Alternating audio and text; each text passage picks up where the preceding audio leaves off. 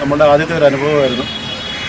വളരെ മനോഹരമായിട്ടുള്ളതാണ്. 108 ശിവലിംഗങ്ങൾ, പിന്നെ 7 ഇതിനെക്കുറിച്ചുള്ള നമുക്ക് ആദ്യമായിട്ട് കിട്ടിയ ഒരു അറിവാണ്.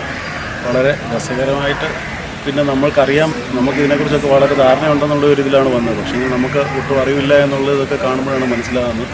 പിന്നെ ഇതിൻ്റെ ഒരു ശില്പഭംഗി എന്ന് പറയുന്നതും വളരെ മനോഹരമാണ്. വളരെ രസകരമായിട്ട് ചെയ്തിട്ടുണ്ട്.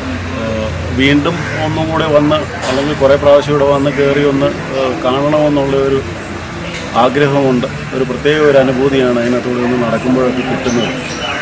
അത് ആ കൈലാസത്തിൽ ചെല്ലുമ്പോഴാണെങ്കിലും വൈകുണ്ഠം കാണുമ്പോഴാണെങ്കിലും ഓരോരോ രൂപങ്ങളും ഭാവങ്ങളും ഒക്കെ നമുക്ക് തരുന്ന ഓരോ പുതിയ അറിവുകളാണ്. വളരെ മനോഹരമായിട്ടുണ്ട്.